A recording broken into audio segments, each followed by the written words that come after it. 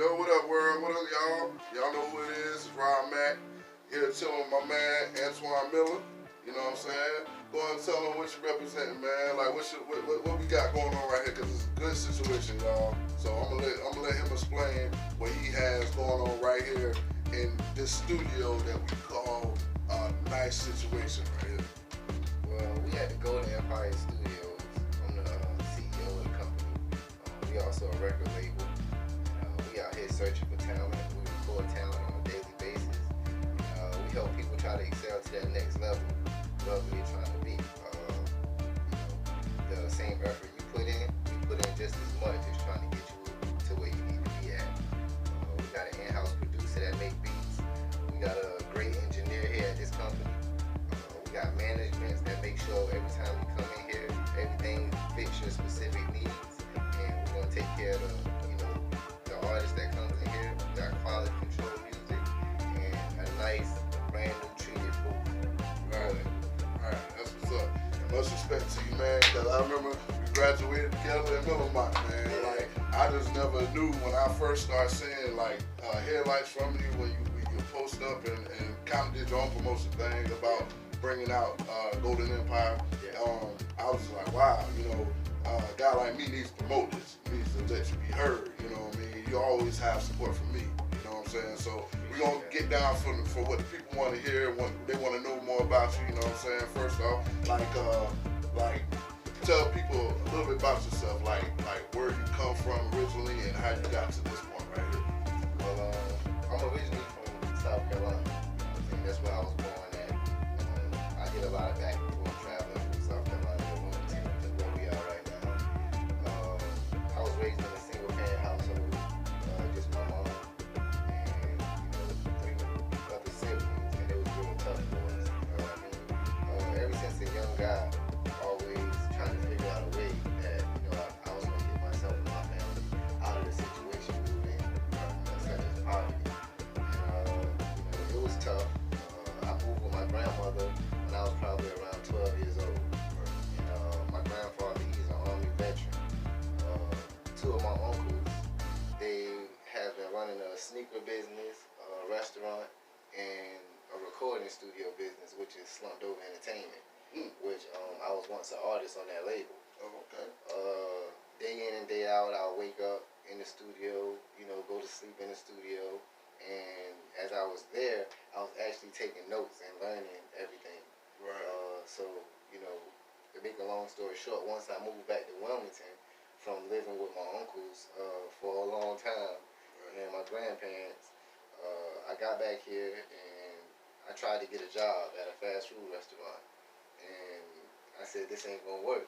Yeah, I feel you on that one. I said, I can't do this. So then one day I was sitting down thinking long and hard after a stressful day. And I said, well, you got all this talent and you learned so much, when you were down south. Why don't you just take the initiative to, open up a business? Right. So what I did was I went down on Castle Street. I renovated a building and I opened up a sneaker store, which was my first business. Right. Here in Wilmington. What was that called? It was called Top Notch Clothing. Oh, okay. I think I remember that. Yeah. So I had that business going for about 3 years. I just grew out of the area that I was in.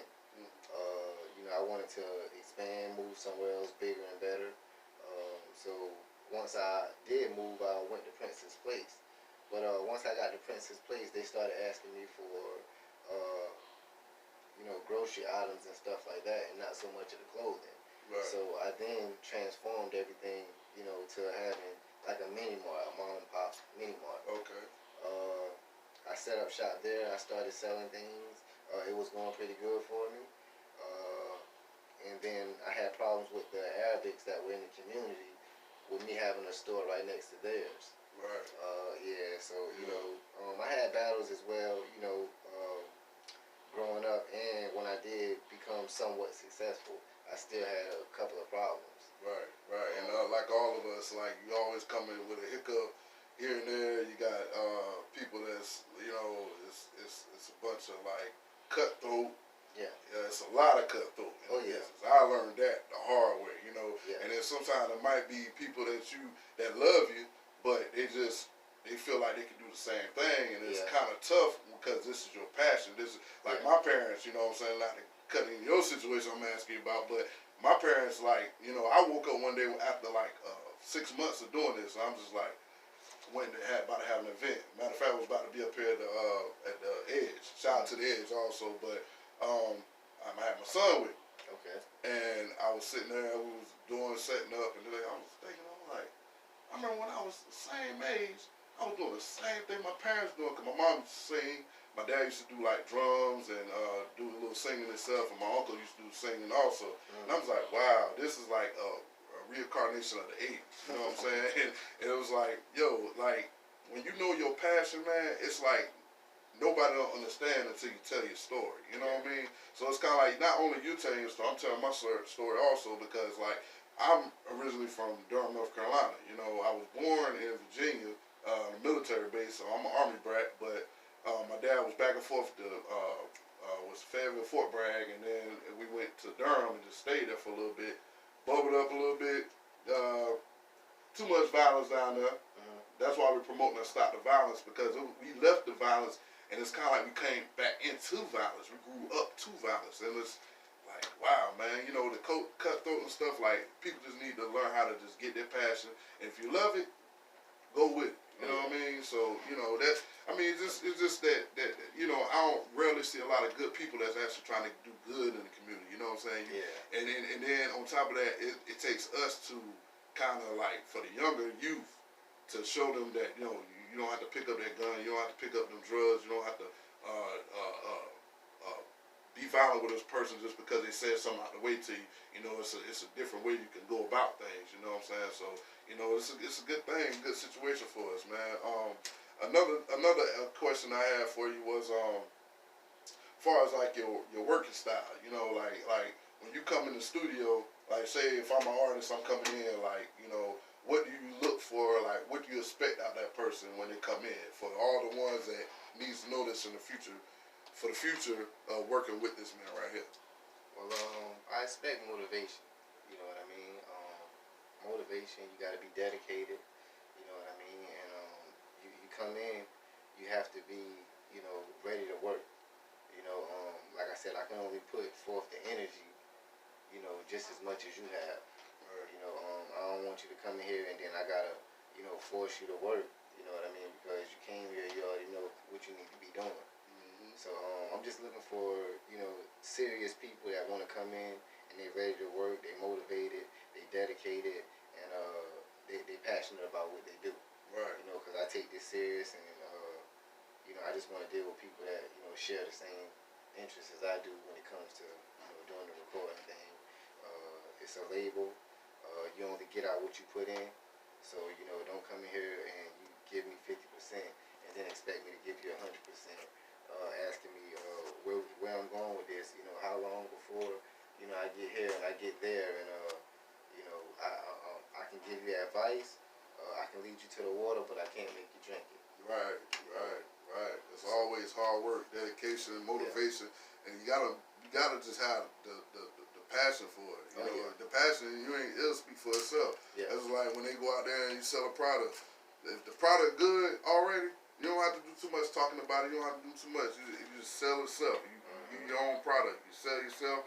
You go out there and you go hard, and you get results quicker than you expect. You know, and so that working style is a lot what people lack because they expect a lot and give a little bit. Exactly. You know what I mean? Exactly. So the thing about me here at the Golden Empire, the moment you step in through the door, I'm giving 100%. You know what I mean? I make sure I greet everybody. I treat them the way that they're supposed to be treated, as if you're already in the entertainment industry. You know, I make sure you know, you got cold beverages. I make sure the booth is always, everything is clean and neat. And you come in, you know, everybody treats each other with respect here. right. We get your beat, we put you on the computer, and you know, we pretty much get the ball rolling here.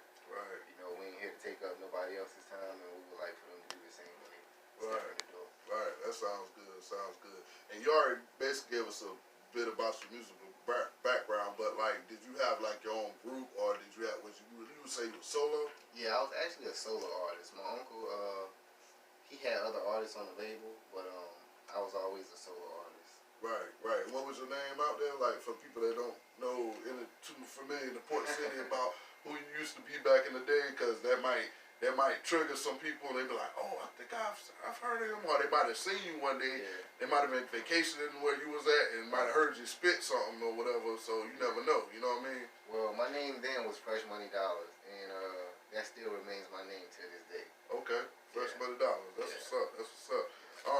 So with the musical background of it, the aspect of it, so like, do you do like, okay, when you do your beats or whatever, so you basically create your own beat, or do you kind of like sample, or do you do both?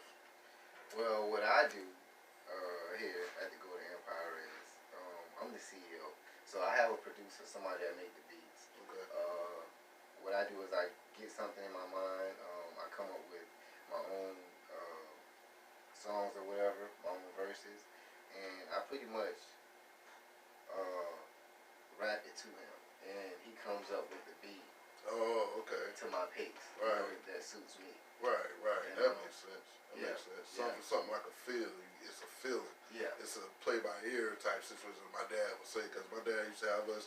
Man, he wasn't no DJ or nothing, but he had the bar in the front room, had the drum set right here. I had a trumpet. My brother had the violin. Like, he was the best violinist I ever heard, as far as being a black violinist. And then he had his mixer and everything. He had his bass guitar, and we always made music, man. It was just crazy, but you know, he was just showing us that we have talent, and we don't ever express our talent. Yeah.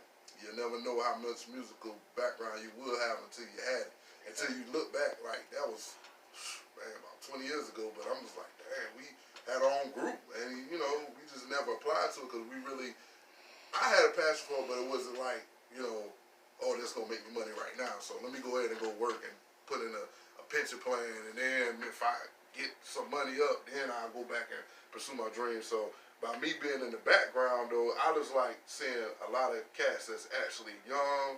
They trying to do something with themselves. They trying to motivate themselves to stay out the streets and stay in these type of books and write something and tell them about their life story. Cause everybody got a story. Oh yeah. So you know, but let's get to who you like. Who are your? Let me see. What I want to say, the top 5, far as I want to say living, or if they living or they're dead, but I want to say living artists. Like, you can go back as far as like KRS-One in the 80s, probably further than that, all the way up to now as the young artist that's hot right now, like Migos, or you know what I'm saying, or anybody that you can think of, far as like music. When I'm talking about music, like hip hop, the ones that actually tell stories, not just tell them loud. Well, when it comes down to that, I would have to say my number 1 artist would be Jay-Z. Okay. You know what I'm saying? He tells a story, you know, every time. You know, pretty much all my life growing up, I seen him, you know, start in one spot, and you know now he's excelled all the way to the top. Yeah. The number 2 person I would have to say is Nas. You know, I feel the same way about him.